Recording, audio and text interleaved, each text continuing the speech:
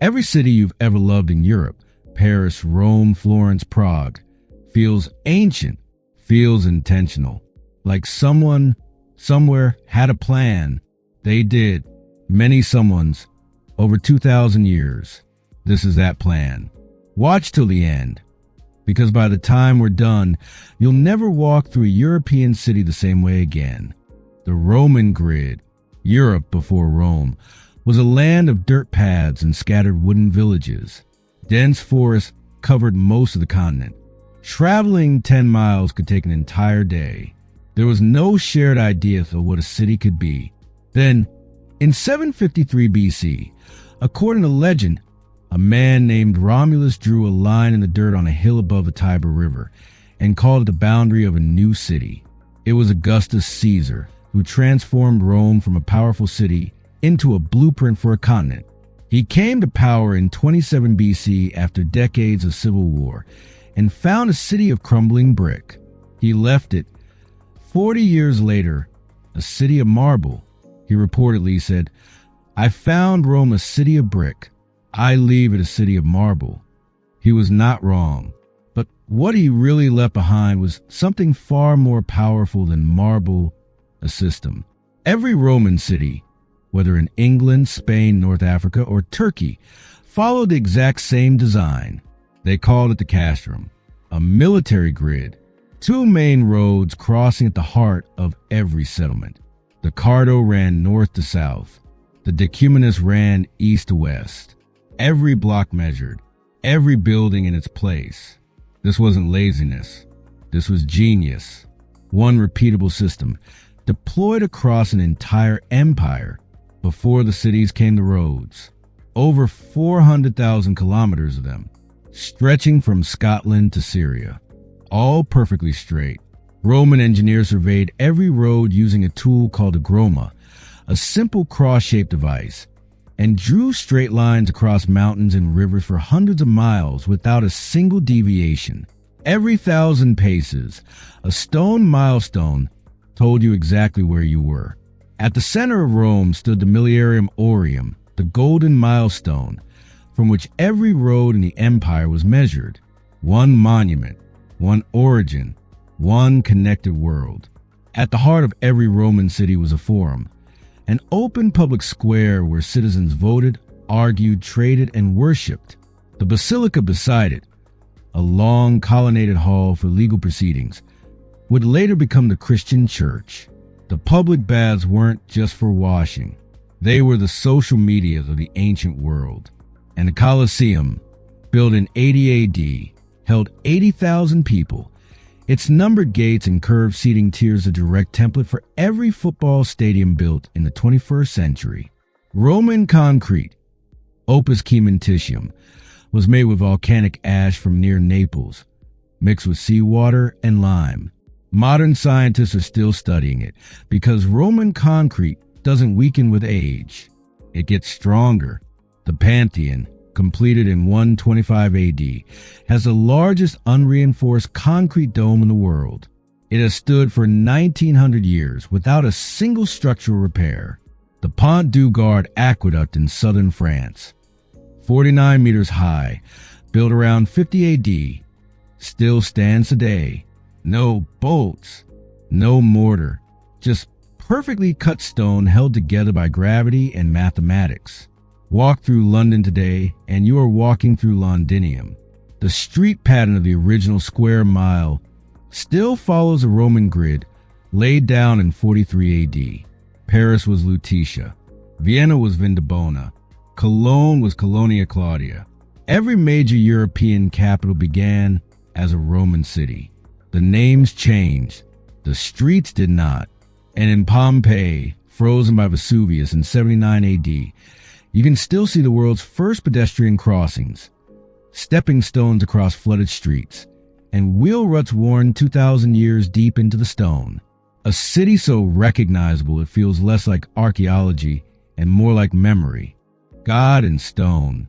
In 476 AD, the Western Roman Empire fell. The roads cracked. The aqueducts ran dry. The great cities emptied. But not everyone forgot what Rome had been. In 800 AD, the Frankish king Charlemagne, who could barely read or write, who kept a slate under his pillow to practice forming letters at night, was crowned Holy Roman Emperor. He understood instinctively that power requires architecture. He built his palace at Aachen, deliberately echoing Roman grandeur in a Europe that had largely forgotten what grandeur meant. After Rome fell, the most important building in Europe wasn't a castle or a palace. It was a monastery. In a world without stable governments or trade, monasteries kept books, preserved knowledge, grew food, healed the sick, and educated the young. Saint Benedict founded Monte Cassino in Italy in 529 AD. His rule book, the Regula Benedicti, governed monastic life across Europe for the next 1,000 years. Wherever a monastery was established, a town grew around it. The monastery didn't just save European learning, it saved European cities. By the 11th century, Europe was stable enough to dream again, and what it dreamed was height. The first Gothic breakthrough came in 1144 at the Abbey of St. Denis, just outside Paris. An abbot named Suger completed a choir using pointed arches and flying buttresses, stone arms reaching out from the walls to carry the roof's weight, freeing the walls themselves to become windows, walls of stained glass that turned sunlight into theology. Within a century, Gothic architecture had swept the entire continent. Cologne Cathedral took over 600 years to complete. Begun in 1248, finished in 1880. The people who laid the foundations knew they would never see the spires. The people who raised the spires had great-grandparents who'd never seen the foundations. These master builders worked without structural calculations in the modern sense. They learned what worked by watching what collapsed. Beauvais Cathedral in northern France had the tallest Gothic choir ever built. In 1284, the vaults fell.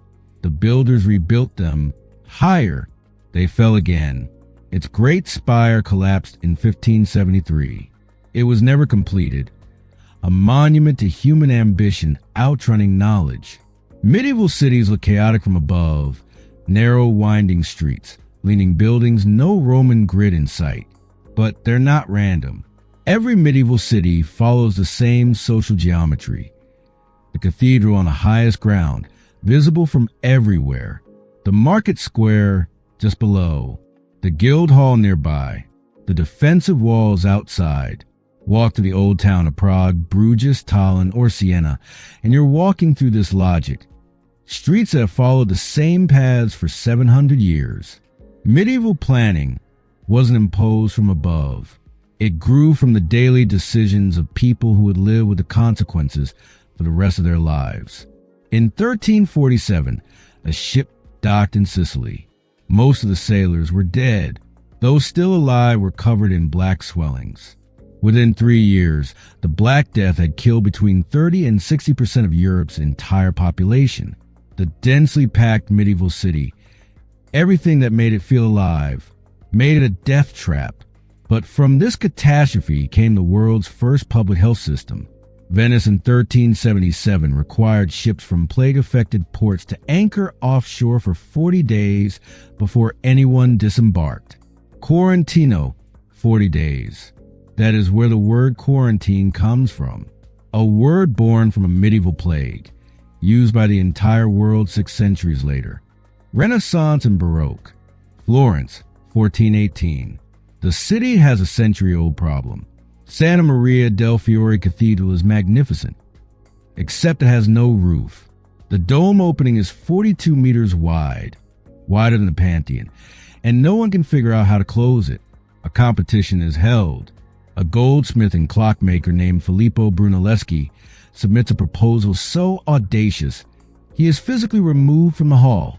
But Brunelleschi is right. In 1420, he gets the commission.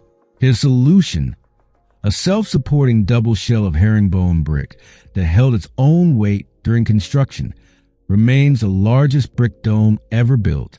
But Brunelleschi's real revolution wasn't structural. It was conceptual. Before him, buildings were made by craftsmen who figured out as they went. Brunelleschi thought first. He drew plans. He calculated. He invented new machines to lift stone. He designed the whole before building the parts. In doing so, he essentially invented the profession of architecture. The architect who designs on paper before breaking ground. Every building you've ever seen drawn as a blueprint exists because of what happened in Florence in 1420. The Renaissance began with a question. What did the ancient world know that we've forgotten? Italian architects went back to Vitruvius, Rome's greatest architectural writer, and found something remarkable. He had described mathematical relationships between height and width, between column and space, that feel right to human eye in a way others don't. That beauty isn't arbitrary. It follows rules. Leon Battista Alberti, the great Renaissance theorist, took this further.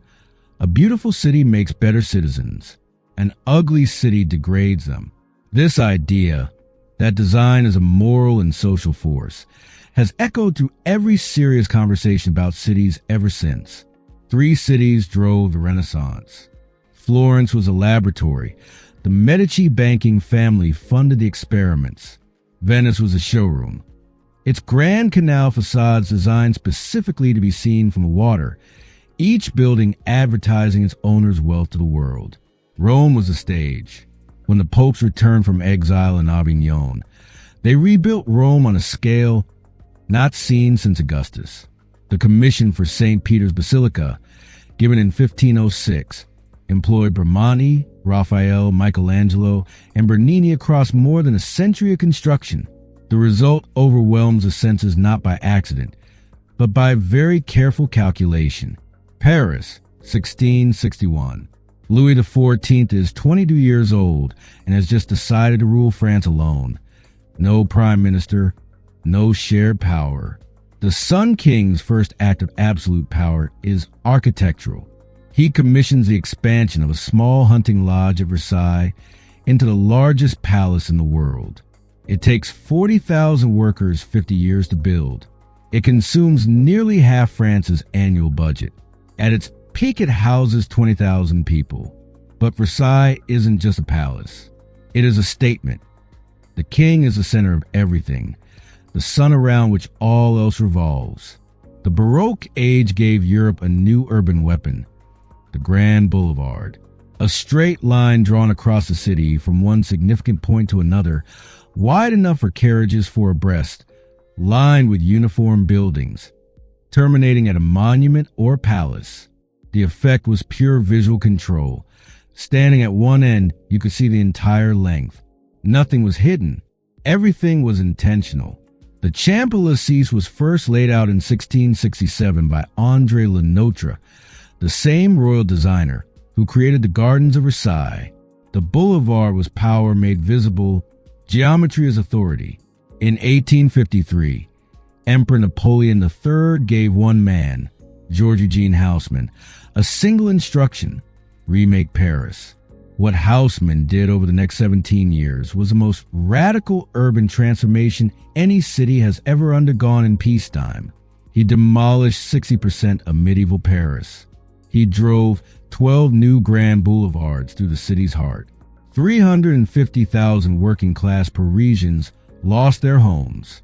The Paris you know today, its wide boulevards, zinc rooftops, iron balconies, is almost entirely his creation. Medieval Paris is mostly gone. Was it worth it? Paris became the most admired city in the world. 350,000 people lost their homes to make it so. Industry in crisis. Manchester, 1820. 20 years ago, this was a market town of 20,000 people. Today, it is a city of 100,000 and growing at a speed that terrifies everyone responsible for governing it. No planning, no sanitation, no parks, no light, just row after row of back-to-back red brick housing, built as fast as bricks could be laid, to house the workers pouring in from a countryside. The Industrial Revolution did to European city what Rome had done 2,000 years before. It transformed everything. But where Rome imposed order, industry imposed chaos. The railway abolished the natural limits of city size overnight. When the first steam railway opened between Manchester and Liverpool in 1830, a journey that had taken a full day now took 40 minutes. London grew from 1 million people in 1800 to 6.5 million by 1900, making it the largest city in the history of the world. The railway also built the suburbs.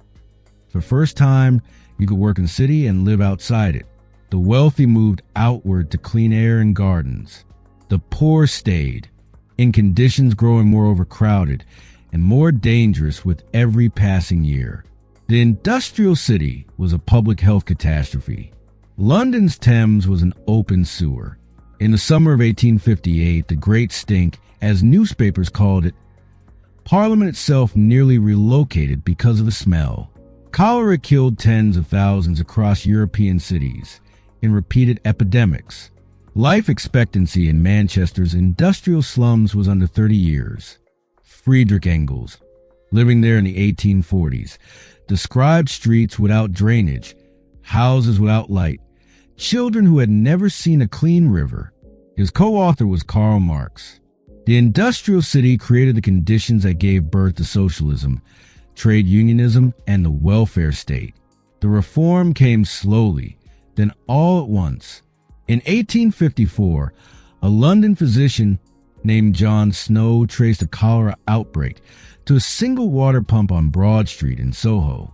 By plotting every death on a street map, he proved cholera spread through water, not air. His map is one of the founding documents of modern public health. Joseph Bazalgette then designed a new sewer system for London. 83 miles of underground brick tunnels. Completed in 1875, it eliminated cholera from the city almost immediately. Bazalgette's sewers still carry London's waste a day. Steel and glass changed what buildings could be. Before the 19th century, a building's height was limited by its walls. The taller you built, the thicker the walls had to be at the base.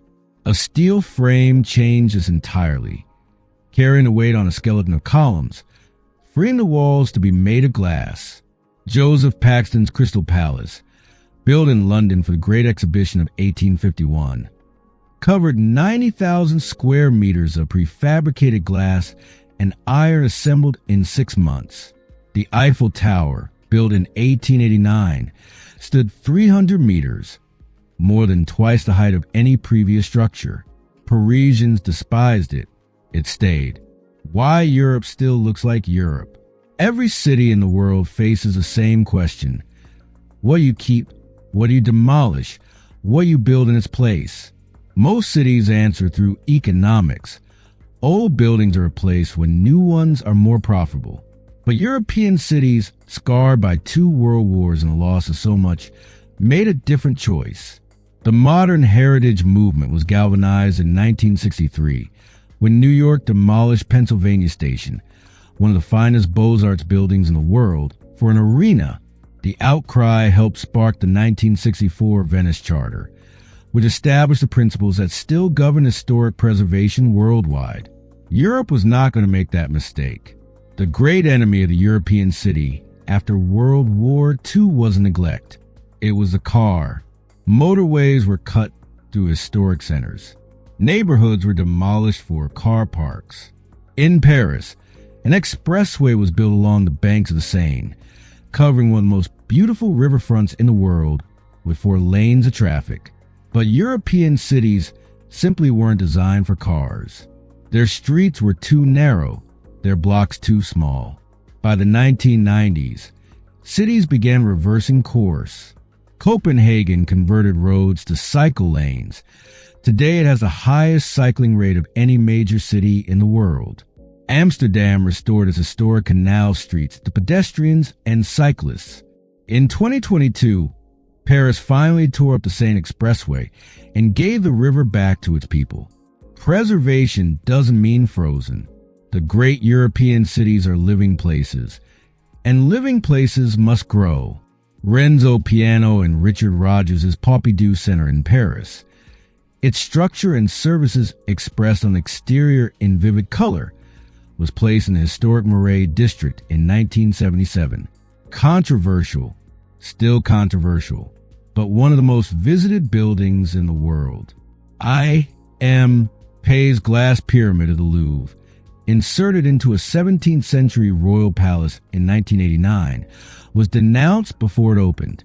The French accepted it immediately, and in Berlin, rebuilding after reunification produced Daniel Libeskind's Jewish Museum and Peter Eisenman's Holocaust Memorial, buildings that set new global standards for how architecture engages with history and grief.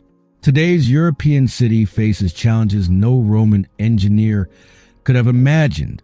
Climate change requires deep retrofitting of housing stock built centuries ago. Housing costs in historic centers have risen so far that teachers, nurses, and artists can no longer afford to live in them. Venice receives 30 million tourists a year for a population of 50,000, being converted from a living city into a theme park. These are real, unresolved problems. But walk through the center of any European city today, and you're also walking through 2,000 years of accumulated human intelligence about how to build places where people actually want to live. The Roman grid, the medieval street, the Gothic spire, the Baroque boulevard, the Georgian terrace, the industrial bridge, the modernist housing block, the glass tower, all of it present, all of it in conversation, all of it inhabited. No other civilization has done this. Build a single urban culture continuously across 2,000 years and an entire continent, and kept enough of it standing that you can read the whole story just by walking the streets. That is what European urbanism is. The blueprint continues. The Romans built for eternity. The medieval builders built for God. The Renaissance architects built for beauty. The kings built for power. The industrial age built for profit. The reformers built for justice. Every generation inherits the accumulated decisions of all the ones before it. And every generation faces the same question. What do you keep? What do you change? What do you build for the people who come after you? The blueprint of Europe is not finished. It's being written right now. In every planning meeting, every architectural competition, every city council vote, by every person who loves a city enough to care what happens to it.